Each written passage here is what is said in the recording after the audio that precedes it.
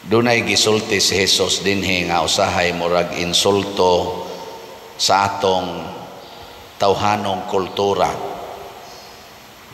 Matod pa niya diri, nagpasalamat siya kay gipadayag sa amahan ngadtos mga way kahibalo ang iyang gililong sa mga maalamon o sa mga makinaadmanon. Murag si Jesus, no? Murag makaingon ta nangamong mantingali ni siya kay di ba si Jesus wa man siya ka eskwela. Wa ka eskwela, wa siya grado. Nya ang iya sang gihimong mga kauban niya, una niya mga kauban kasagaran sad mga way grado. Nya karon nagpasalamat siya nga dunay gipadayag sa amahan pinaagi sa iyang divine will o divine power o wisdom na hibaw-an ni sa mga way grado, mga way kahibalo, pero wa ni niya gipadayag ngadtos mga maalamon o mga makinaadmanon. Nya nagpasalamat si Jesus. Nilingya imong tupad na nakagraduate kag high school. Ana, labaw na gyud makagraduate kag college. Labi na gyud kung naa kay masteral, naa kay doktoral, tawgo naman ka nagmakinaadmanon. Ana, labaw na gining pari, mga tulogon ni upat ka kurso ang among nahuman hangtod mi na ordinahan. Labaw na gid ang mga obispo, mga kardinal, labaw na gid ang atong naa sa Senado, sa Kongreso, atong mga officials gobyerno, tag-as kay nag mga grado. Samot na gid ang mga professors nato sa eskwelahan, tag-as kay na mga grado. Nya doon na di ay mga butang nga ililong sa Ginoo nila. Ug unsa maning butanga nganong nagpasalamat man si Jesus niining maong butang. Kay bawo mo unsa ning butanga? Wa mo kay bawo? Kanang butang nga gitawag og divine power. Si Jesus nga way grado, siya ang tinuod nga anak sa Dios. Munang ningon siya, ang akong amahan naghatag kanako sa tanang butang. Sa ato pa, everything belongs to Jesus. Kinsa ra may hatagan niini sa amahan kadtong mga taong way kahibalo. Kinsa maning way kahibalo, kanang tao nga gustong tudluan, kanabang tao nga moangkon nga wa ko'y mahimo kung dili ko tudluan. In short, mura ba siya bag instrumento lamang, instrumento, galamiton. Muna diri sa atong unang pagbasa sa basahon ni Propeta Isaías, niingon diri nga ang Assyria gigamit sa Ginoo aron silutan ang mga nasod nga iyang gikalagutan. Gigamit niya nga kusgan ang Assyria na buntog niya ang daghang mga nasod, pero nagpagarbo man hinuon, nagpagarbo man ang hari sa Assyria, iya dayong bawian siya sa tanan nilang mga gahom. Kay matod pas Ginoo, manghambog ba ang wasay nga labaw siya kaysa tao nga naggamit niini? O magpagarbo ba ang gabas batok sa tao nga naggamit kaniya? O ang lipak ba'y mubunal sa nagunit niini? Kitang tanan instrumento ratas Ginoo. Dili ta magpakaginoo, labaw tanan di sad ta mga ambisyon nga atong suklan ang Ginoo.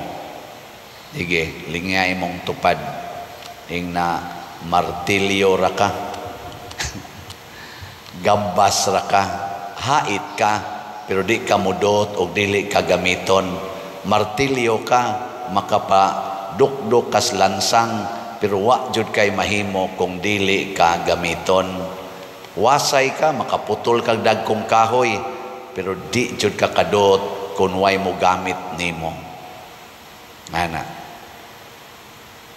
Ilaing lingi sa imong tupad ing na pwede ti ka gamiton ing na kanon. Pangutan abay na pwede tikang gamiton. Nya mo balibad na siya, siya nga, "Hoy, di ko pagamit nimo kay ang Ginoo ra gyud mo gamit nako." Nindota no. Mukablit imong bana, ikaw asawa, kablit imong bana, dai gamiton ti ka unsay mo itubag. Moingon ka nga, pawa diyang yawa ka.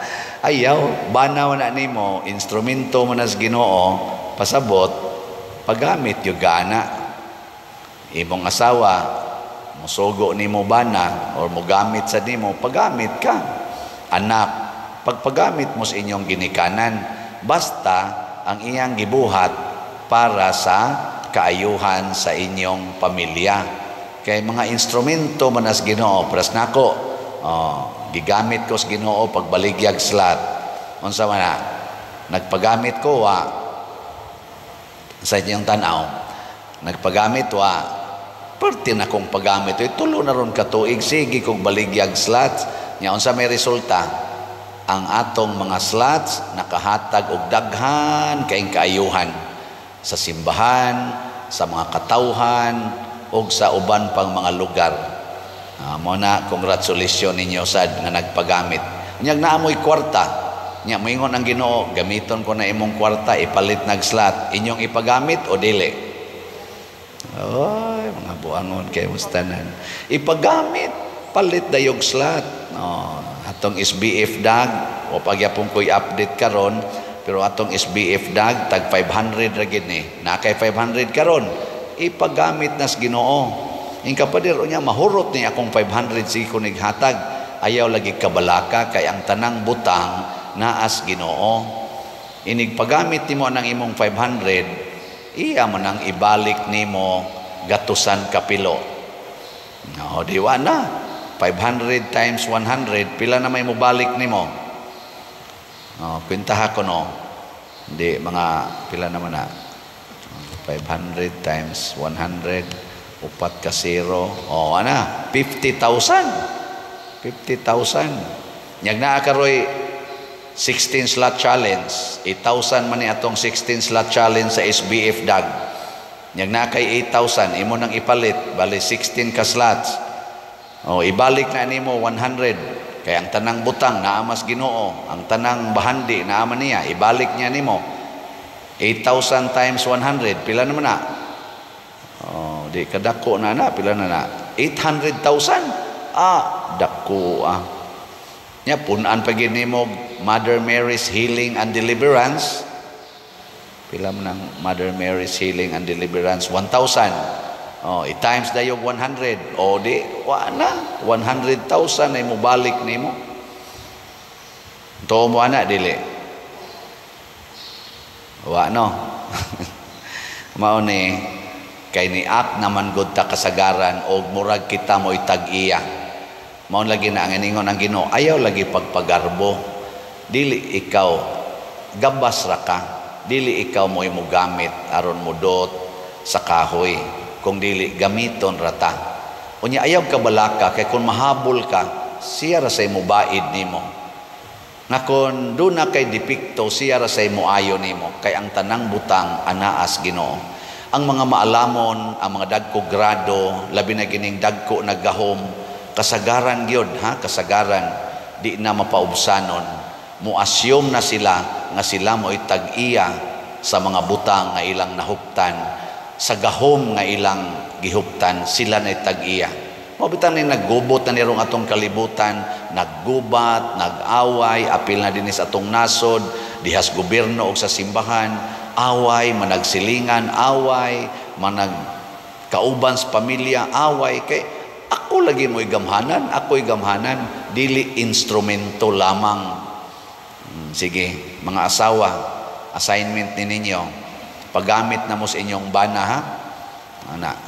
ing na inyong bana iguli dong gamita ko siya naon sa man ka unsaon man ti ka paggamit ing na gamita ko sa pag-alagad nimo, pag-alagad sa tong pamilya, di na ko masuko kay instrumento ra day ko sa Ginoo. Maingon din na imong bana sana all niya ako sad gamita sa ko ninyo, unsaon man ko nyo paggamit, ako isipare. Di lang ko magpagamit sa madre. Pwede sad gamiton ko sa madre. Saon man.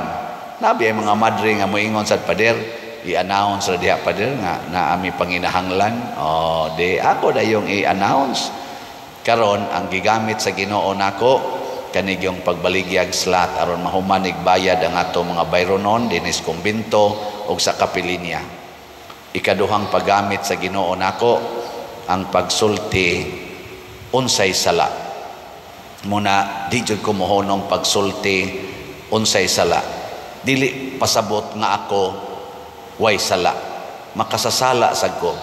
Pero akong ipagamit ang akong bakba, ang akong pagkapari, pagsulti ninyo nga kanang sala mao ginay mo banlod natos kaalautan.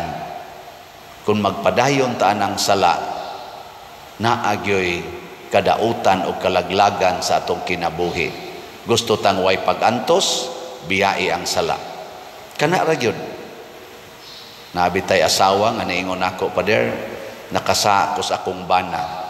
Ngano man tungod kay sawap ami maminyo na ako'y uyab-uyab nga foreigner. Kining maong foreigner, father, sige ning hatag na kong kwarta pero wa pa gyud mi magkita. Nagplano siya nga magminyo mi. Nya karon pag pandemic kuno nawa ang foreigner, wa na mo kontak niya. Mao to, iyan na lang sang gi-assume nga namatay tingali to sa kaning COVID. Og nakakita siya lain Filipino. Hangtod gyud nga misangko gyud nga nagminyo sila. Ni kontak magbalik ang foreigner. Kamo. Og kamoy anaon. Saban motubay pa dili. Nya kay naanad na lagi ang foreigner nga muhatag dayong kwarta, ni hatag sa dayong kwarta niya kay nagpresyum ang foreigner nga sila pa. Iya mas ang gidawat kay nasa sa panginahanglan, di sige nang hatag. Karon kay muingon namang foreigner nga magkita na ta kay muanha nako diha kay ako na kang pangasawon. Sao naman aron?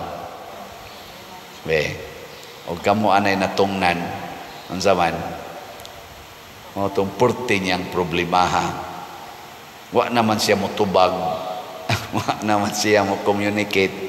Niingon ang foreigner, kay bao na rabag ko sa imong detalye, sa imong address, ikiha tika sa inyong gobyerno, kay imo kong giilad. Ipapriso tika. Ala, patay. Sa pader tabangin tao kung sa akong buhaton. Unsa may buhaton, big mayo. Nako mo na bunga sa sala. Ngano nga makamutog as tinuod nga niingon man ang Ginoo, that truth will set you free. Nya kay nahigugma man kas imong kaugalingon, nya kwarta sa dang imong gihunahuna nga makaluwas nimo dili Ginoo, mao nang nagpakaron ingnon kang dalaga gyapon ka. Karon na gidot-dot na kas panghitabo. Ang maing buhaton itug-an ang tanan. Itug-an. Kung ipapriso ka, papriso lang. Kung mapatay sa kas imong bana, pakamatay lang. Mas maay pa nang mag-antos ang atong lawas o mamatay nga nalimpyo sa sala kaysa magsigi tagpakasa o niya mag-antos ragyapon ta hangtod na gyud ikamatay. Muna diri sa atong tubag sa Salmo niingon ta diri ang Ginoo dili mobiya sa iyang lungsod. Kinsa maning lungsod sa Ginoo? Ang mga taong nagtamod sa iyang mga sugo, ang mga tao nga nagsigi og sunod sa iyang mga pagtulunan. Sagdi lang sa atong pagtugas tinuod kini sunod tas Ginoo, sa atong pagbiya sa sala tungod kini sunod tas Ginoo, tingali daoton ta, biay-biayon ta, tamayon ta, upatyon kita. Sagdi lang. Kay ang Ginoo kay di man mobiya og siya man sad ang tuburan sa tanan. Iyarang ninduton pagbalik ang atong kinabuhi nga mas nindot pa kaysa unang panahon nga naglunang pata sa sala. Mahimo ba nas Ginoo? Yes, kay ang tanang gahom o tanang butang anaa kaniya. Manindog ta.